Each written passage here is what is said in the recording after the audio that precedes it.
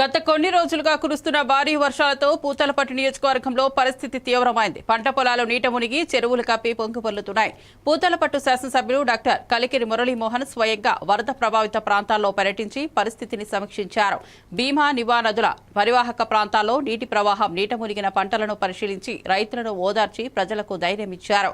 MLA మాట్లాడుతూ ప్రజలు అప్రమత్తంగా ఉండాలని, ముఖ్యంగా తల్లిదండ్రులు తమ పిల్లలపై శ్రద్ధ వహించాలని సూచించారు.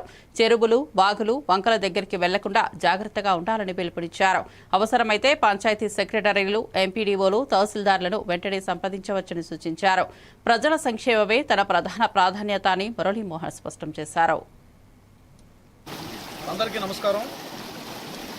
పూతలపట్టు నియోజకవర్గంలో ఉన్నటువంటి ప్రజానీకానికి నా విజ్ఞప్తి, మనవి, గడిచిన 4-5 రోజులుగా కురుస్తున్నటువంటి భారీ వర్షాల కారణంగా చాలా చోట్ల ప్రజలకు ఇబ్బందులు కలుగుతున్నటువంటి వాస్తవాన్ని మేము చూసాం.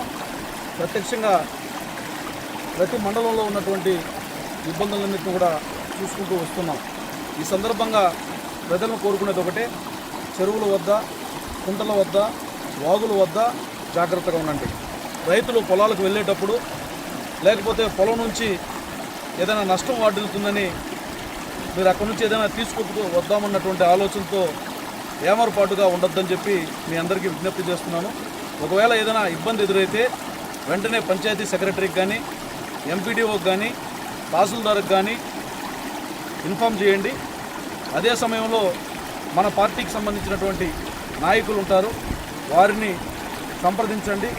ఏదైనా ఇబ్బందికరమైనటువంటి పరిస్థితులు వచ్చినప్పుడు వెంటనే అధికారుల దృష్టికి తీసుకెళ్ళి సమస్య రాకుండా చూసుకునేదానికి ప్రయత్నం చేద్దాం.